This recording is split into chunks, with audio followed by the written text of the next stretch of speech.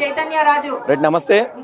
యాచారం ఇబ్రహీంపట్నంకి సంబంధించి ఆ outer side ఏదైతే ఫార్మాసిటీ కడతా అని చెప్పినప్పుడు అక్కడ ఉన్నటువంటి ఫార్మాసిటీ బాధితులకు రేవంత్ రెడ్డి ప్రతిపక్షంలో ఉన్నప్పుడు ఒక మాట ఇవ్వడం జరిగింది. మేము ఆ భూములు కాపాడుతామని చెప్పి ఆ ఓఆర్ఆర్కి సంబంధించి ఏదైతే ఫార్మాసిటీ కడతా ఉంటారో అదంతా కూడా రద్దు చేస్తామని చెప్పి వాళ్ళు భూ అక్కడ ఉన్నటువంటి భూ నిర్వాహితులు ఎవరైతే ఉన్నారో వాళ్ళందరికీ కూడా హామీ ఇవ్వడం జరిగింది, మాట ఇవ్వడం జరిగింది. ఒకసారి అటు చూడండి, అక్కడ చూస్తే ప్రతిపక్షంలో ఉన్నప్పుడు మా భూములు కాపాడుతామన్నారు, ఫార్మాసిటీ దుర్మార్గం అన్నారు అని చెప్పి అని వీళ్ళని నమ్మించి ఈరోజు అసలు కనబడకుండా పోయారని చెప్పి వీళ్ళు ఒక ఫ్లెక్సీ చేశారు, కనబడతలేదు అని చెప్పి. అటు బట్టి విక్రమార్క, కోదండరెడ్డి, సీతక్క, కోమటిరెడ్డి వెంకటరెడ్డి ఫోటోలు వేసి చేసిండ్రు. ఒకసారి అసలు ఏంది పరిస్థితి, ఇప్పుడు ప్రెసెంట్ ఎన్నిసార్లు 3 సంవత్సరాలు అవుతుంది, ఎన్నిసార్లు వాళ్ళు కలిసిండ్రు ఏంది అనేది ఒకసారి మాట్లాడే ప్రయత్నం చేద్దాం, అడిగి తెలుసుకుందాం. ఇక్కడికి వచ్చినటువంటి రైతులని కావచ్చు, ఇక్కడ పరిసర ప్రాంత ప్రజలందరూ కూడా ఇక్కడ ఉన్నారు. ఒకసారి మాట్లాడే ప్రయత్నం చేద్దాం, అసలు ఏంటి సమస్యలు అనేది. నా ఎక్కడి నుంచి? యాచారమా?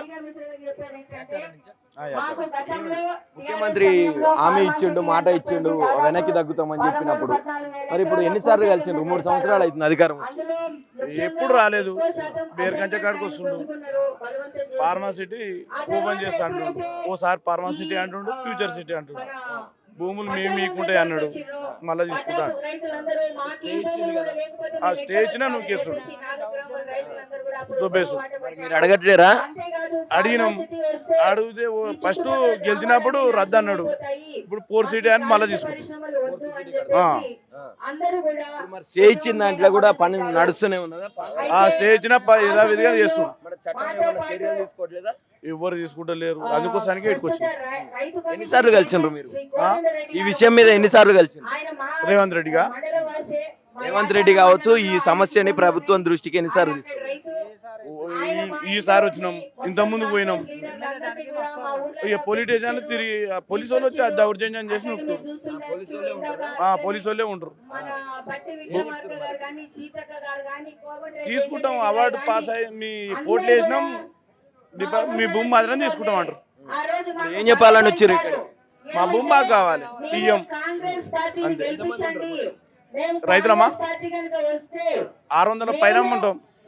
ఇంకా మాకు 4.5 ఉంది, ఇంకా 2,000 ఉంది. 2,000 ఎకరాలు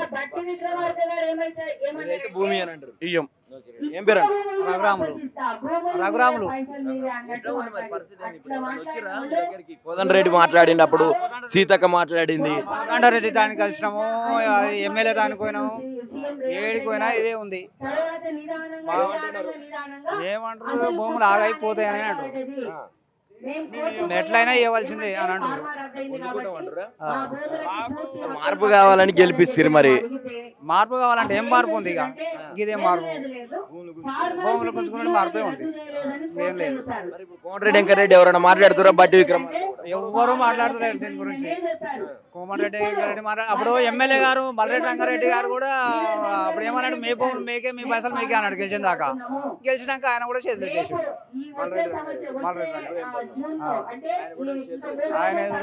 మీ పరిస్థితి? మా పరిస్థితి, మా భూములు మాకు కావాలి, అందుకనే ఇక్కడ వచ్చినాం. గుంజుకుంటారు కావాలన్నా కూడా గుంజుకుంటారు. మేము అందుకే పోరాడడానికి ఇక్కడ వచ్చినాం. మేము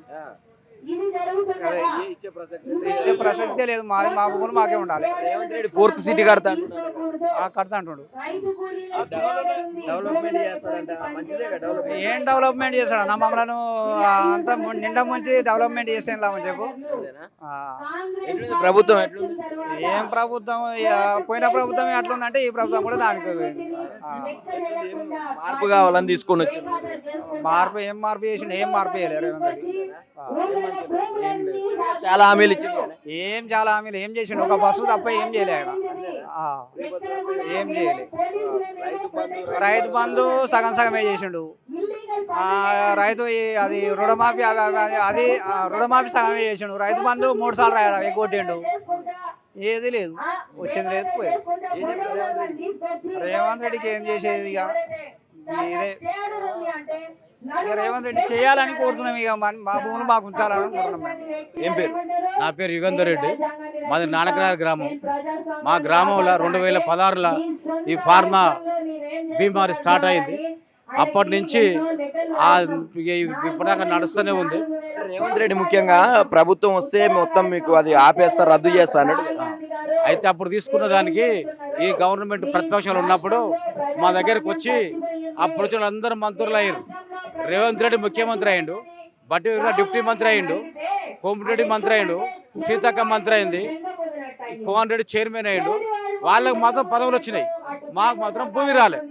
వీళ్ళు ఏం చెప్పారు, మీరు అమ్ముకోవద్దు భూమి, ఇక్కడ భూమి చాలా కాస్ట్లీ అవుతుంది, మీరు అమ్ముకోవద్దు, మీ భూములు ఉంచుకోర్రి, మేము అధికారానికి వస్తాం, మేము వస్తే మీ భూమి మీకు ఇస్తాం, మీకు మీకు మీకు అందరికీ మేము మా పానాలు పోతేనే మీ భూమి మీకు ఉంటుంది. మా ఎమ్మెల్యే చెప్తాడు, నా పానం అడ్డు పెడతా మీ భూమి ఇప్పిస్తా అంటాడు. ఇప్పటికి మల్రెడ్డి రంగారెడ్డి ఇప్పుడు అదే చెప్తాడు, మీ భూమికి నా పానం అడ్డు పెడతా అంటాడు. అసలు పని చేస్తూనే ఉంటాడు. ఇప్పుడేమంటాడు, పోయిన భూమి రాదు, ఉన్న భూమిని కాపాడుతా. ఇక పోయిన భూమి వచ్చా ఉన్న భూమి మాకేడుంది అంటే వీళ్ళు ఏంటంటే ఈ 4 గ్రామాల భూమి తీసుకుంటాము, వేరే గ్రామాల భూమిని మాత్రం మాకన్నా ఫార్మా కడతాము, వేరే భూముల్లో పోర్ట్ సిటీ కానీ తర్వాత బిల్డింగులు తర్వాత గేమ్స్ ఇవన్నీ కడతామని అక్కడ. ఫ్యూచర్ సిటీ ఏమో కందుకూరు మండలం, మేము పోయే 4 గ్రామాలనేమో ఫార్మా సిటీ. ఈ రకంగా వాళ్ళు ప్లాన్ చేసుకొని మా దగ్గరకు వచ్చి ఇల్లీగల్గా వాళ్ళు తీసుకున్న భూమి దాదాపుగా 11,000 ఎకరాలు. అది కాకుండా మా 2,300 ఎకరాల భూములకు కూడా వచ్చి నైట్ రైతులు లేనప్పుడు 30 బాబు కట్లు 60 డోజర్లు పెట్టి చుట్టుముట్టు పోలీసు యంత్రాంగాన్ని పెట్టి తెల్లదాకా లేనప్పుడు మొత్తం భూములు సాగు చేసి మా మీద దౌర్జన్యం చేస్తున్నారు. కనుక ఇప్పుడు గవర్నమెంట్ ఏంటంటే మా డిమాండ్ ఏంది, మీరు తీసుకున్న భూమి ఓకే, మాకు ఉన్న భూమి మాకు ఇవ్వాలి. మీరు అన్న మాట ప్రకారం మీరు ఏమన్నారు, ఉన్న భూమిని కాపాడుతామన్నారు. దానికోసానికే ఆ మాట నిలుపుకోవాలని చెప్పని ఈ ఉద్యమాలు ఇవన్నీ చేస్తున్నాం. స్టే ఇచ్చిందంట, కోర్టు స్టే ఉంది. 2018లో మేము కోర్టుకు పోయినాము, 2018 ఇప్పటిదాకా కోర్టులో స్టే ఉంది. వ్యవసాయ కార్మికులకు స్టే ఉంది. వ్యవసాయ కార్మికులకు రైతులను కాకుండా వ్యవసాయ కార్మికులు స్టే తెచ్చుకున్నారు. పనికి ఇప్పుడు చెప్తారు కదా, మేమందరికీ పనికి ఆహార పథకం పని కల్పిస్తామని. ఆ ఫుడ్ వర్క్ కూడా ఇప్పుడు రైతులకు భూములు మొత్తం పోతే వ్యవసాయ కార్మికులకు పని కూడా ఉండదు. 4 గ్రామాల వ్యవసాయ కార్మికులు కూడా కోర్టులో స్టే తెచ్చుకుర్రు, వాళ్ళకు కూడా స్టే ఉంది. వ్యవసాయ కార్మికులకు స్టే ఉంది, రైతులకు స్టే ఉంది. అన్నీ ఉన్న ఇల్లీగల్గా మా దగ్గర ఉన్న ఆర్డీఓ, మా దగ్గర ఉన్న సిఐ, మా దగ్గర ఉన్న ఏసీపీ కావాలని మమ్మల్ని బెదిరించి మా భూముల మీద అటాక్ చేస్తున్నారు. కనుక వాళ్ళు ఏంటంటే మీ మీడియా ముఖంగా ఆయన మీరు ఇచ్చిన మాట ఏంది, మా స్వానుభూతితోని ఊరు తిరిగి మా బ్యానర్లు మా ఫోటోలు తెలంగాణ మొత్తం పెట్టుకురు. రైతులు చేస్తున్నారు. టీఆర్ఎస్ గవర్నమెంట్ రైతులు చేస్తుంది, మేము వస్తే కాపాడుతామని. ఇప్పుడు మేమంటున్నాం మాట నిలుపుకోవాలి, లేకపోతే మేము అదే విధంగా మళ్ళీ ఉద్యమాన్ని చేసి మీ గవర్నమెంట్ కూలుస్తామని మేము మనవి చేస్తున్నాం.